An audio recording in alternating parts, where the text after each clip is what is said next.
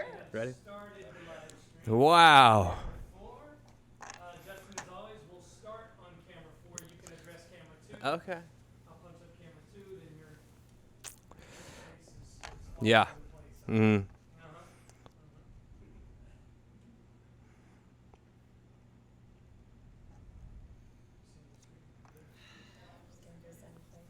over the place. And 3, 2, action.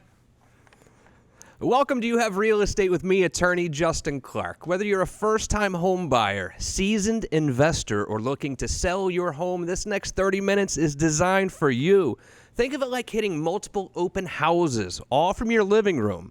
With my attorney advice throughout the way, plenty of ways to reach out. We have people standing by right now to show you houses, to get you pre-approved to buy a house. All you have to do, it's very simple.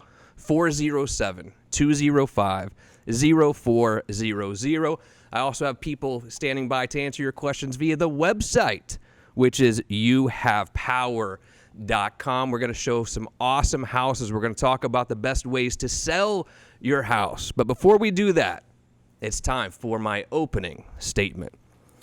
People ask me every single day, Justin, I'm trying to sell my house.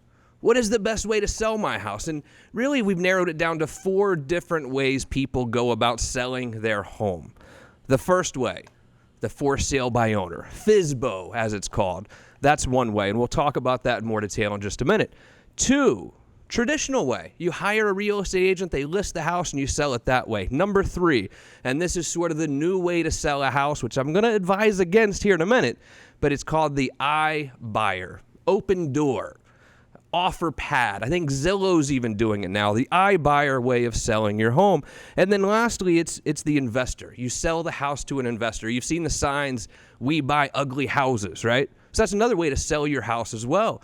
So let's talk about these 4 ways and the positives and negatives of selling your house through each way. Number 1, FSBO, right? For sale by owner. You go to Ace Hardware, you buy a for sale sign, you put it in your yard and try to sell it that way. Be very, very careful. Don't do this. I have people in my office all the time who are coming in saying, I want to sue this seller, Justin. They didn't tell me about this water damage. They didn't tell me about the mold behind the wall. Be very careful if you're going to sell your house. This way also, look, are you going to get maximum value for your house if you sell it? I realize what you're trying to do. I get it. You're trying to not pay the real estate commission, right?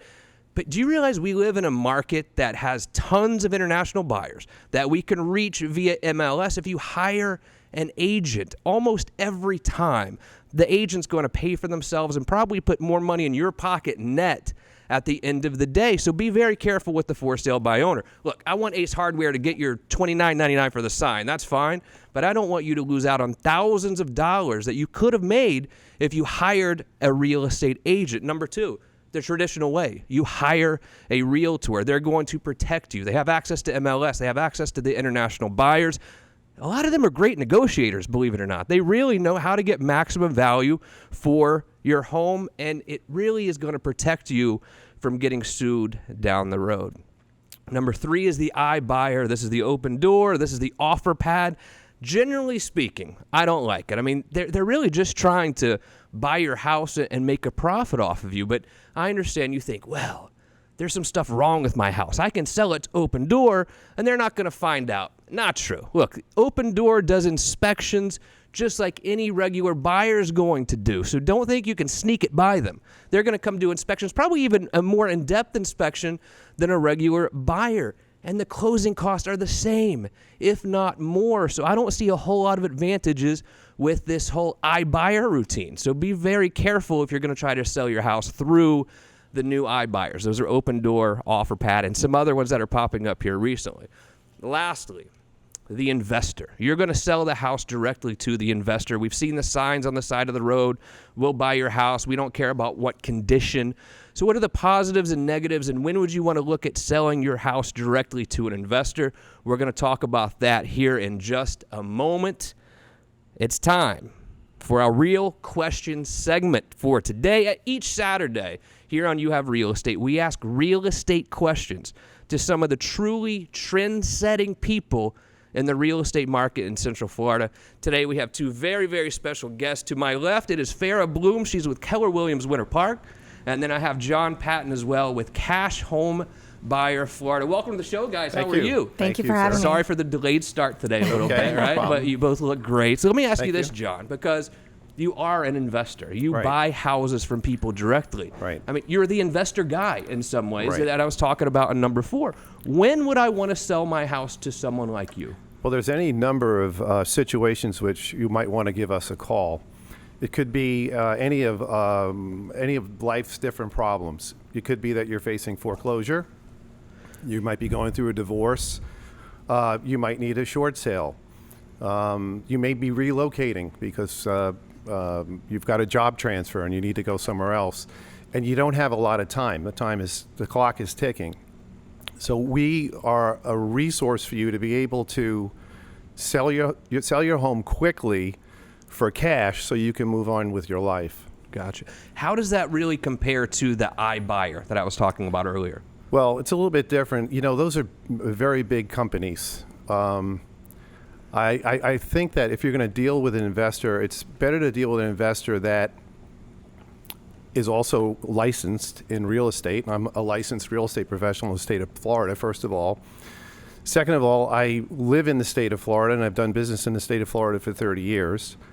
Those companies are mostly conglomerates that are out of the state of Florida, and they're just making blind offers on houses all over the United States with complete disregard to your personal situation. They have no idea what you're going through. Fair. So, yeah. No, please. Yeah, and I'm just saying that we're not just offering to buy the house, we're also consultative. You know, we're offering creative solutions to help you get out of a bad situation, and then most times walk away with cash. So, Farrah Bloom, you have obviously seen this whole proliferation of the iBuyer recently, the OfferPad, the Open Door, the Zillow, I think, is getting in the business a little bit as well. What's been your experience with these? I would say it's not for everyone. I mean, I think there are different situations where people may need this service. I tend to lean towards what you do, though, because I think I agree with you. You get more of that one-on-one with someone. They're looking you in the eye and dealing with that. The thing that I find is that it takes days to get certain things done, and you end up talking to, I think I talked to 6 people on my last Open Door transaction. We had a situation where we went in to do our final walk, and the oven wasn't working, and we weren't going to close that way. Well, it ended up getting delayed by 4 days because we were like, we're not going to close without the oven fixed. Right. Absolutely not. And it took 4 days just to get an answer, and then another day to get the addendum done. So it really delayed things. Right. You know, it's almost like selling your biggest asset or buying your biggest asset through a 1-800 number in a way. It doesn't feel very natural to me. Yeah. Right? And what is the closing time typically? If someone is trying to sell a house through an Open Door, have you seen? I mean, is this 15 days? Is it 30? Is it 2? What's sort of the average close time? Well, this last one, we were the buyers on it. So it was an average timeline, like probably 30, 40 days. Although I do know that on the buyer or on the selling side, I mean, it can take a little bit longer. They kind of usually pitch like, well, you can go out and find a house while we're waiting, you know, and then we'll close when you want to. But then you have to go through all this rigmarole to get that done. Gotcha. What sort of closing costs do we have? I'll go with you, John Patton. If I'm selling to an investor, so not the iBuyer, not traditional, I'm selling to someone like you, what do my closing costs look like as the seller? As a seller, well, if I'm going to buy the house from you, typically I'm going to take care of all of the commissions and the typical and customary closing costs. Okay, so there's savings for you there. So that's really the advantage of buying from someone like myself. Also, the second thing is that we don't have to wait for bank approval, and we have cash, and we're able to pay cash and close quickly. So. What about back to the iBuyer? What are the closing costs? Because I think people say, well, I'm selling to some computer basically here, so I shouldn't have to pay any closing costs. That's not true, is it? No, there's, I actually recently looked at one for a client. I'm helping them buy. They had already decided that that was a better option for them, and I can't, you know, it's up to them to make their own decisions about how they want to list their property.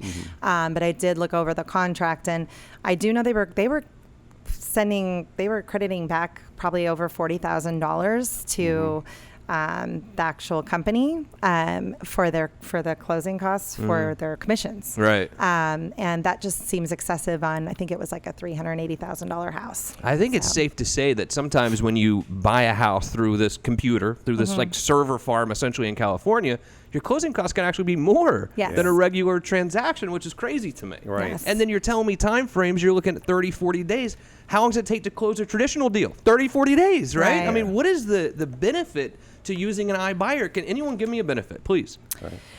The only thing I can think of for as far as for selling is that the versatile timing. Now you have to kind of give them enough time to adjust to the timing, but they will hold on to your contract for a couple months, and then when you find a house, then they will coordinate the closing with you. Right. So the one up is that you don't have to borrow money for your down payment. You can do a simultaneous close with them. But I've done many simultaneous closes, so I think people don't realize that it's totally doable as an agent to set that up for your client and provide that for them Right. too, and you'll pay less commission. Right. What about time frames for you, John Patton? I'm going to sell a house to you, to your investment company, Cash Home Buyer Florida. How long does it take? It could be as soon as 7 days. It could be as long as a month. It just depends on whether or not there are title or lien issues on the house that need to be resolved by the title company. If a property has got free and clear title, there's no encumbrances at all, and there's proof of that, well, we could close right away. It could be 5 to 7 days. Right. Wow. So it just really depends on the situation. Gotcha. You know? Now, obviously, Farah, you know a lot of people out there do try to sell the house themselves first, the Yes. for sale by owner type of thing. What are some of the benefits of hiring a local real estate agent, like I always suggest, versus for sale by owner? Again, the trip to Ace Hardware to buy the for sale sign in the front yard type of analogy. What are the benefits to hiring an agent? Honestly, there's so many. I mean, I've worked with for sale by owners, and I understand their intention, but oftentimes they're way off price. So they're already stigmatizing their property. They'll put a sign up on the street, and it's like week after week, people are driving by Right. it. I mean, it's usually overpriced. The other thing, too, is that you're getting someone who knows the market and knows the area. I have tons, thankfully, beautiful relationships with a lot of the realtors in my area. When I have a listing, I don't just pop it on the MLS. I'm calling these agents, I'm marketing it, I'm doing a broker's open. So I'm bringing in all the people that are selling the homes in these areas right into your home. And I know them, and I know they're licensed realtors. When you're trying to do a for sale by owner, you're literally letting perfect strangers in your home without any kind of credentials or way of checking on them. So And we've seen some of the brokers opens that you have, and you probably spend $500 of your own money on food and getting the house prepared. But then I see these agents out there who say, I will sell your house for $500. Who are these people? Well, I mean, I think, this is a free market and people can do things the way that they want. Usually you're not going to get much for that. I mean, usually they're just going to put you on the MLS and hope for the best. And that is one approach. But I mean, we do so much to market our properties because we want to get them sold, and we are motivated to get them sold. We do staging. I mean, you're not going to get that with a $500 or Right. 1% or something like that. So. Are there a lot of those people out there? I don't know. There I don't know are. I don't understand the business model at all. But Yeah. Well, they work on volume, so you're not going to get that personalized service as much, and you're not Right. going to get as much communication as you may need Right. from that type of listing. John Patton, before the show, you told me that you work with homeowners who are going through problems. Right. What do you mean by that? Well, it could be a situation where, let's say, a family's inherited a property and they need a probate. A lot of times we can pay for most of or all of the probate for the family in order to get them through that. And also, in that process, they're selling the house to us. So we, whether it's probate, whether it's foreclosure, whether you need a short sale, I always like to recommend to folks, even though I'm a real estate investor, that, you should have good counsel, just don't rely on me, like we mentioned earlier in the show, this is like, your biggest and most important asset. And that's where, Justin comes in with his team. They handle all those areas of the law. Yeah. I mean, I think we represented some 20,000 people actually through the Right. foreclosure process since 2007, really, is Yeah. when we first started really seeing them. But Right. what are you two seeing out there now? Are you seeing new foreclosures? Are you seeing short sales? A few here and there, but not like it was. I mean, I went through that market, and it was hard to watch sometimes for people.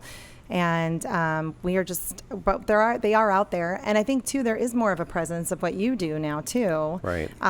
Where people do have that option. And I've, also worked with investor buyers, and sometimes we can set up a sale on their home that Sure. they need to sell immediately, and then I go out and I find them a house. Right. So we can all work together on that. And speaking of that, so when someone's selling the house to you, John, you're an investor. You're buying it directly. You're paying cash, obviously, Right. so it happens faster. But what are some of the issues in the house? Right. So So- whether its kitchen is bad, is it the Right. roof? Like, what are some of the issues in the house that I don't feel like fixing? I might not have the money to repair. Right. That you would come in and buy it. What are some issues you typically see? Well, when I'm buying properties, I'm going to be buying properties that are either, I wouldn't say they're functionally obsolescent, but they're dated, or there's some serious issues. Like there's roof issues, there's foundation, there's plumbing. It could be any issue like that. Even properties that sometimes will have liens and code violations that have accrued fines over the years that homeowner doesn't want to deal with. Very often I'll buy those properties, and what I'll do is I'll negotiate with the municipality to reduce the fine, that's on the particular property, or correct the violation. So I'm really typically looking for properties that are in that type of condition. I mean, if folks, I get there and I say to myself, wow, this house really, you shouldn't be selling your house to an investor. This is really a retail house. Then, I can list the property for them, because I'm going to assess it. If it looks like a property that I can buy and fix and make a profit on, because that's what my business is, Right. or sell to another investor, I'm going to do it. But if I see that it's a retail deal and the house is really nice, I'm just going to suggest that we list it and get the highest possible price on the multi-listing system. So you're looking at it both ways. You're not just Yeah. every deal coming in saying, "Oh, I want to pay you cash and run No. and try to make as much profit off of this No. deal as I can." If you think someone can sell it traditionally, you're going to go that route. Yeah, it's like we said before. I mean, it's a consultative process, and I have to sleep at night, and Yeah. I need to be able to put my head on the pillow and know that I did the right thing. So I'd rather that's how I run my life and my business, and that's just how it is, and that's how I handle it. Beautiful. And speaking of then traditional sales and time it takes, how long are houses typically staying on the market now before we get an offer? It just depends on the area and the condition of the home. I agree with you. There are different options, and I love that you have that take on it, because I have dealt with investors and they just buy and turn them over, and I love that you kind of have that extra aspect too. I do something similar, like we will, suggest things that need to be fixed and move it into staging and put it on the market. So if a home is looking move-in ready, and if people are willing to put a little bit of time into getting that ready, and we do as well, they're selling within days. I mean, we're still seeing that. But if it's priced wrong, or it still needs a lot of work, it's going to probably take a little longer, more like 30 to 90 days. Right. So we prepare our clients for that, depending on the level of comfort they have for the amount of work they want us to come work with them on. And I can tell you both care. And you care for a lot of reasons. You care, number one, because you care. But you also care, number two, because if you do a bad job or you treat people poorly, they'll go put some reviews out there against Right. you. Your reputation's everything. Does anyone want to take a wild guess as to who is not appearing on Yelp because of all their bad reviews, and Yelp has taken them down? Oh. Open Door. Is that right? Can you imagine that? Open Door and OfferPad have both been taken off of Yelp. Wow. Wow. For what I didn't know reason, that. we're not exactly sure. Didn't know but that. I've heard that maybe there was some investment for maybe someone who owns Yelp, and they're not even showing up there anymore. Can you Wow. believe that? Wow. Unbelievable. Farrah Bloom, Keller Williams, Winter Park, John Patton, Cash Home Buyer, Florida. Are you ready to take a couple of tours of some amazing properties here, Farrah? Yes, we Let's are. do that. All right, Phil Deems, producer extraordinaire. Let's go to Maitland, and let's hit Druid Road. Farrah, tell me a little bit about this property.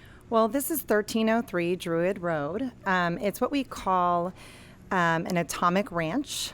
It has about. Hold on, Atomic Ranch. Yes. You must elaborate. It just means it's big. Oh, okay. Boom. It's on a nice piece of property. It has over 3,700 square feet. It's a 3-bedroom, 2-bath. And if you notice, it's in a mid-century modern feel. And it's just beautiful. It has such neat features down to the fireplace. They rehab the terrazzo floors and the lights. I mean, you can't ask for more than that. I mean, have you ever been in those dark homes? Yeah. They're just, yeah. So it's a beautiful, unique home. If you don't want something cookie cutter, this is definitely the home for you. So Maitland's sort of, Winter Park, Orlando, kind of in the middle. What part of Maitland is this? This is in 32751. It's kind of, I guess, in the middle, I would say, Okay. and it's just near everything that you want to be near. There's restaurants, gyms, grocery shopping, nightlife. So you can't beat the location. Beautiful. And what is the price point here on Druid Road? What are we asking? So you're getting over 3,700 square feet for $435. Oh, wow. If you have any questions about this property, we'll hook you up with Farrah Bloom right now, 407-205-0400. And before you start your house hunt, we want you to get pre-approved as well. I have mortgage brokers standing by to get you pre-approved immediately at 407-205-0400. One more property to tour. Farrah, let's go down to Baldwin Park. This is Yes. Meeting Place. I was down there yesterday. Tell me about Meeting Place. Well, Meeting Place is obviously located in Baldwin Park. Baldwin Park is such a special area. It's walkable. A lot of people have dogs and kids. You can walk down and have a glass of wine and walk back home and see about 5 to 10 people that you know. So it's a very social neighborhood. I used to live there. I now live 5 minutes from there, and it's very near and dear to my heart. We have a luxury townhome there with tons of upgrades. It actually has a bedroom on the bottom floor. So you can actually have like a family member, or if you have children, you could have a nanny that lived down there. There's a walk-in closet and a full bathroom. On the second floor, you can see this beautiful living area, and then on the top, there's the master bedroom and another bedroom. And it's only $450. Oh, yeah. So That's pretty good down there. yeah, 3-bedroom, 3-bath. And I guarantee you, if you look at the mortgage payment on $450 versus what someone's going to charge to rent that place, Right. your mortgage payment's going to be significantly less than you would pay for rent. Yeah, the rental prices in Baldwin are pretty high because of the lifestyle that you get. So sometimes it is better to buy, in my opinion. This location can't be beat. You can walk to downtown from there in 5 minutes, and then out front it's a green where they actually do some events. So you almost feel like you're in a single-family home, even though you're in a townhome. And speak it to that a little bit, because sometimes I think people are scared off by condos, right? What are the differences really in a townhome and condo, would you say? I think a townhome just feels more like a home. A condo is going to feel a little bit more like an apartment. With the townhome, you either have a small yard, or as you can see, there's patios and porches on the front and the back. And you still get the exterior of the home taken care of. Right. You're only sharing a wall with people on each side, and it's very well insulated. Sometimes we get scared off by HOA fees. How do you see HOA fees comparing when you compare a townhouse to a condo? Well, it's really a lifestyle choice. If you like to go out there and paint your house and mow your lawn and do all that stuff, and you're kind of a homebody and that's your thing, then that's great. And I have a single family home that I can find you in Baldwin, no problem. But this is for the active lifestyle, and you don't have to take care of the exterior of the home. You can just enjoy the inside and enjoy everything. And it's a minimal cost compared to a lot of areas. Yeah. If you have any questions about either one of these properties, you would like to go see them, I'll hook you up immediately with Farrah. All you have to do is call 407-205-0400. Farrah Bloom, John Patton. Yes, sir. Thank you guys so much. You're going to stick around for the real estate roundtable, I hope, right? Yes, that'd be great. All Thank right. you. And ladies and gentlemen, without further ado, it is time for today's edition of the Real Estate Roundtable. If you have any questions about anything we talked about today, all you have to do is go to my website, youhavepower.com, youhavepower.com. Ask me a question right there, and we might just address them on next week's edition of You Have Real Estate. All right, let's go to Sophia up in Lake Mary. Who pays closing cost when I use Open Door? Farrah Bloom. I believe the well, I know that the seller pays it, and they sell it, they pay it, credit it to them at closing. Gotcha. Yeah. Philip in Dallas, watching over on Facebook at You Have Real Estate. Thanks for watching, Philip, all the way in Dallas. He says, Justin, you always say to stay away from FSBOs. Why? What do you guys think? First of all, I feel that FSBOs are very unrealistic. They're not motivated. We very rarely ever buy properties, at least I do, from people that have FSBOs. The level of motivation is not very, very strong. I mean, that's just from my standpoint as an investor, you know. And also, too, they're not really up on their own market, because if they were up on their own market and knew anything about the condition of their property, they would have priced it properly and it would have got sold. So it doesn't, and they do need a realtor. Mm-hmm. You know, what I've also noticed sometimes, this is not for all of you who have tried to sell a house by yourself, but for a lot of for sale by owners that I have met are people who think they know a little too much. Almost like, at my law firm, someone will come in and they'll tell me how to practice law because they read about it on the internet. Or you know, the guy who's treating himself for the sore on his arm because he went to WebMD. Right. So some of these for sale by owner guys really are know-it-alls in some way, and you can't tell them they're wrong. You can't tell them their price is wrong, you know? Right. And unfortunately, you can't do accurate comps off Zillow or something like that. Like, you need to have the access to the MLS. I know, Are you serious? You mean know, the I'm server sorry. farm in California is not going to be exactly right? Not usually, no. Oh, wow. No. I mean, there's more that goes into it than just we're going to look at what everything's sold for. You have to look at the features in the home, and you have to really know that market, and even have access to other agents to discuss the pricing with in your office. Susan in Las Vegas. She watches us at clickorlando.com. Susan, thank you for watching. I'm thinking about moving back to Orlando. How do you see the market over the next 2 years? Fair bloom.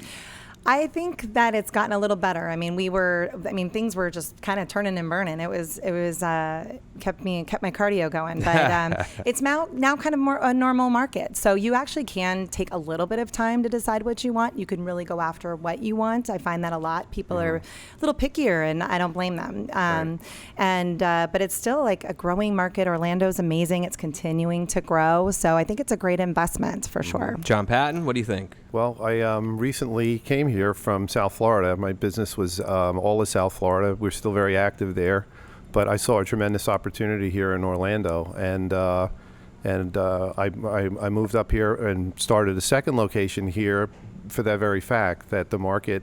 I'm very encouraged by what I see in Orlando and Central Florida as an investor. How does Miami compare to Orlando price-wise? Miami, the prices they've never been higher. You know, and the Miami market in a lot of price points are very stagnant right now.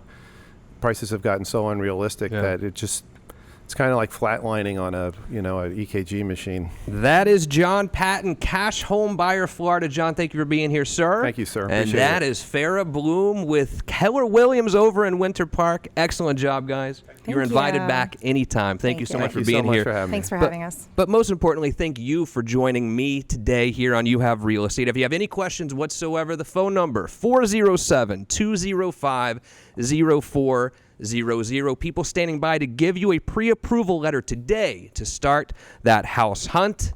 I'm attorney Justin Clark, and I'll see you right back here next week for another edition of You Have Real Estate.